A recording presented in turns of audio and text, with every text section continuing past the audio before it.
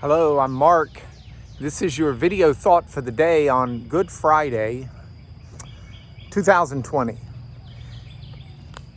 I don't know how much TV you watch, but if you're watching most drama shows or thrillers, if you will, I can get on edge. I can worry, how's the hero going to make it out of here? But I always know that the show's coming on next week, or there's another one in the series, and so the hero's gonna make it out.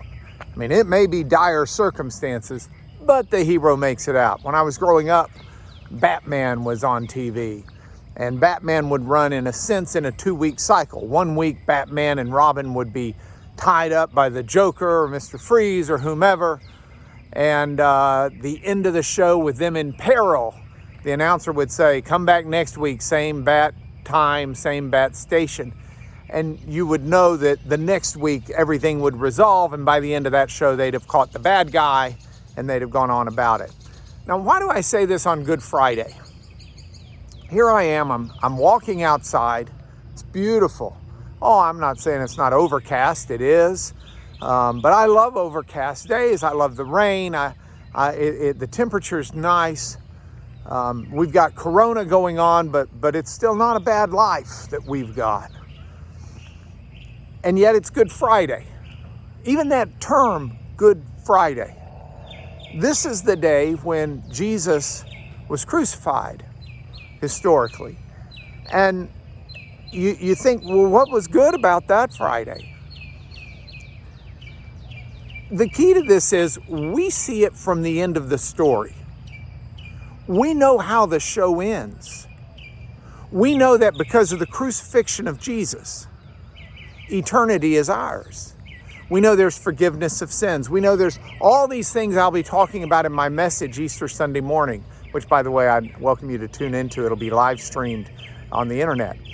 But what Good Friday is to us is a Good Friday because we know what happens. We know Easter Sunday's coming. We know there's a resurrection. But this makes a difference to you and I today in another way. We're caught in time at this moment. And if this is all there was, then we might be worried, we might be concerned. But as believers, we need to understand we're caught in time at this moment. But this is not the end of the story either. And we know how the story ends. We know the story ends with us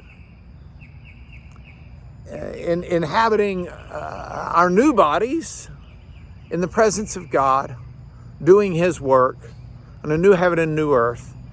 And the story ends good.